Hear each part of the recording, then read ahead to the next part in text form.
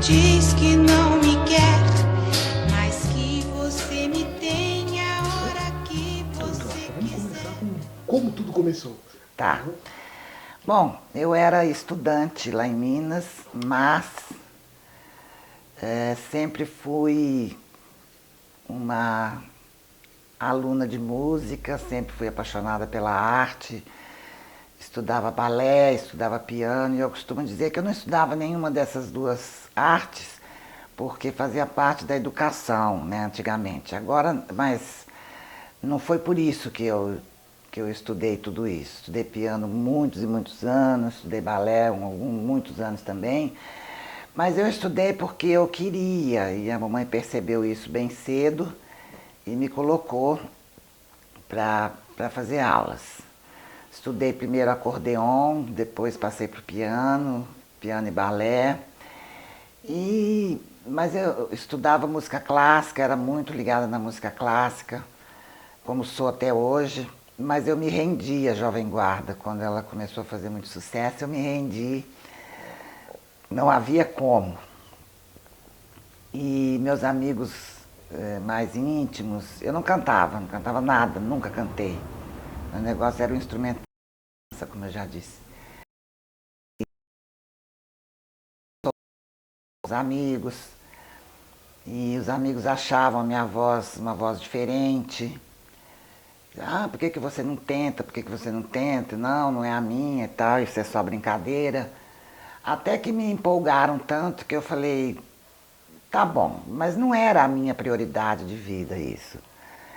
Então, como não era a minha prioridade, o meu raciocínio foi o seguinte: se eu tiver que seguir por esse caminho, se eu tiver que procurar alguém para me lançar nessa vida da Jovem Guarda, né?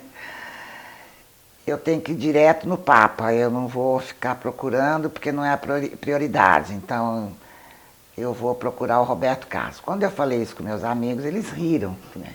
Claro, o Roberto já estava estourado com Quero Que Vá Tudo Pro Inferno, já era um ídolo nacional, assim, de uma expressão enorme.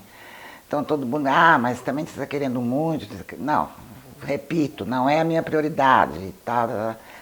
E a gente tinha um amigo em Belo Horizonte, um amigo da mamãe, mais dela do que meu, que era divulgador da gravadora CBS, que o Roberto gravava na CBS. Chamava-se Elmar Tocafundo. É uma pessoa pela qual eu tenho muita gratidão, muita saudade, porque foi ele um dos responsáveis também pela minha carreira, já que ele que me apresentou o Roberto. E aí, a mamãe ligou para ele falou, olha, por coincidência, isso era no mês de maio, o Roberto vem a Belo Horizonte fazer 2 shows em junho. Então já não era mais coincidência, né? Já começou aí um caminho e que facilitando tudo, mas até então, só de ter a informação que ele ia fazer um show em Belo Horizonte, já não me empolgou um pouquinho mais, mas nada de achar que aquilo ali ia ser o ponto final da procura e o início da caminhada, né? Aí combinamos e tal, o Elmar foi na minha casa, combinamos o que a gente achava que poderia fazer. Eu falei assim com ele, eu quero que ele venha aqui, Elmar, aqui em casa, porque se eu for procurar ele em show, não sei o que vai acontecer e tal. Ele falou, a gente vai tentar. Bom, vou resumir. Eu sei que ele foi a Belo Horizonte no dia 6/6/66. E foi na minha casa. O Elmar levou ele à minha casa, ele foi, ele aceitou ir com a maior facilidade, não pôs empecilho nenhum, me ouviu cantar, me mostrou músicas inéditas dele, e aí achou a mesma coisa que os meus amigos diziam, que a minha voz era uma voz diferente, que não tinha nada parecido, e me convidou para vir para São Paulo fazer uma tentativa.